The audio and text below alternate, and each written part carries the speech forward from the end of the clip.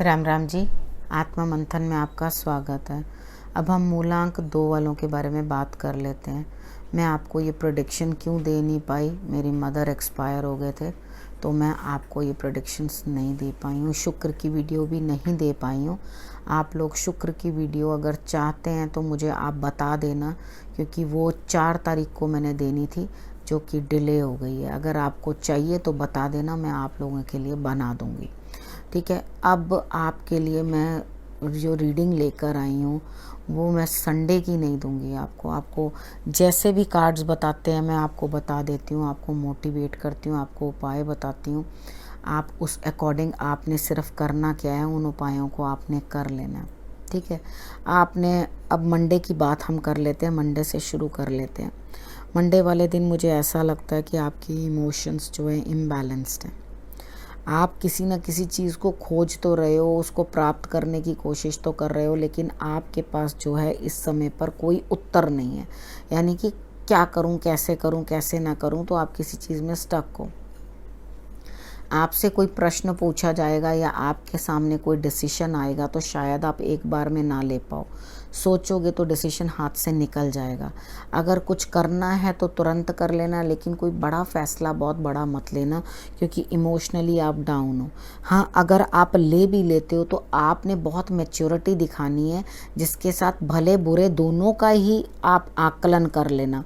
यानी कि ये सही भी हो सकता है, सही का क्या असर होगा और गलत का क्या असर होगा, उसके बाद ही किसी निर्णय पर पहुंचना। और किसी न किसी से परामर्श जरूर ले लेना, जो भी उस चीज़ का स्पेशलाइज्ड हो बंदा, उससे ज़रूर पूछ लेना और तभी आगे बढ़ना।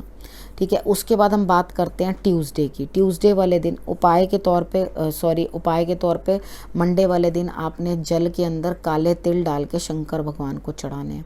ट्यूसडे को हम बात कर लेते हैं। ट्यूसडे वाले दिन मुझे ऐसा लगता है कि आप हैप्पी हैं, लेकिन फिर भी सब है, आपके पास कोई दिक्कत नहीं है कि आपको कोई कमी हो रही है या आप अपना गुजारा नहीं कर पा रहे। बहुत अच्छे से आपका गुजारा हो रहा है, आपके लिए सब चीज़ें अवेलेबल हैं, आपको कोई परेशानी नहीं है। लेकिन कहीं ना कहीं आप फिर भी यात्रा करते हुए दिखाई देते हैं। ये यात्रा आपकी मानसिक भी हो सकती है या किसी न किसी कार्य के या धन उपार्जन के लिए भी, यानी कि कमाने के लिए भी आपकी वो यात्रा हो सकती है।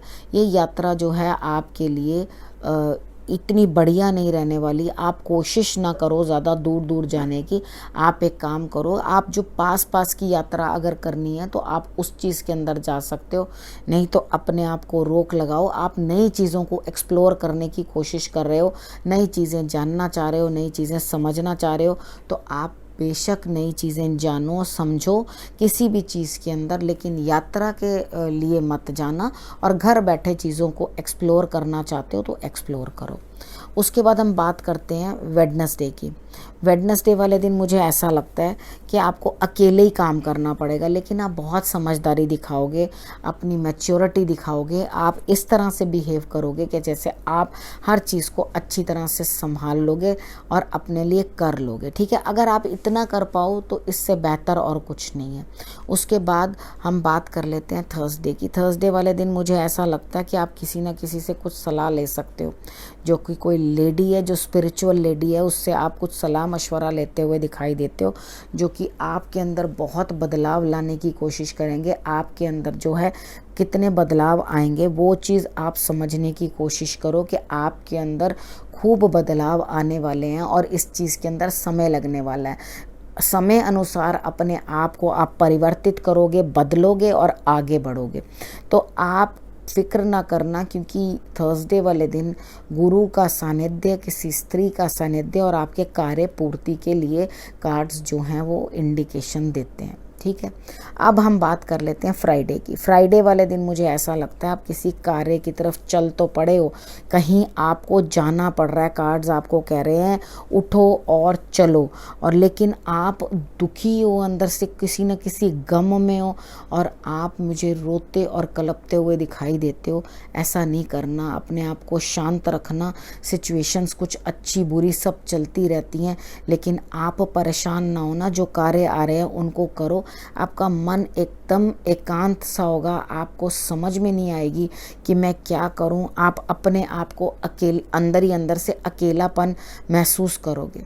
तो सैटरडे यहीं पर आकर आपको कहता है, शंकर भगवान को जल चढ़ा देना फ्राइडे वाले दिन भी, हो सके तो इतना सा दही भी ज़रूर उनको चढ़ा देना। सैटरडे वाले दिन ऐसा लगता है कि आप नई शुरुआत तो करना चाहते हैं किसी चीज़ की, लेकिन बार बार आप मेहनत करते हुए इतना थक चुके हैं, यानी कि उसी चीज़ को बार बार करने में इतने ज़्यादा फेड अप और टायर्ड हो चुके हो कि अब आपको ऐसे लगने लगा कि मैं थक चुका हूँ अब, या थक चुकी हूँ, मेरे बस का कुछ नहीं है करना। तो कोई बात नहीं, रिलैक्स करो, क्योंकि नई शुरुआत भी मुझे दिखाई देती है। फिर दोबारा से डॉग्स की सेवा कर देना, सूर्य की आराधना कर लेना, और शंकर भगवान पे जो है आपने पुष्प चढ़ा देने हैं, सफ़ेद पुष्प, जो आपको रिजल्ट्स बेटर देंगे। यानी कि आपका दिमाग इस तरह से हो जाएगा, मैं कहाँ से शुरू करूँ। आप शुरू करोगे, नए सिरे से शुरुआत करोगे और आपके लिए जो है बेहतरी होगी। लेकिन अभी आपको थकान महसूस हो रही है, ठीक है। अब आपको मैंने ये सारी प्रेडिक्शन बता दी है। अगले हफ्ते फिर से आपके पास आती हूँ, जैसे मैंने समझाया वैसे कर लो। आप सब के लिए मैं मंगल कामना करती हूँ, सभी स्वस्थ रहो और मस्त रहो, और अगले हफ्ते मिलूँगी। नमस्कार।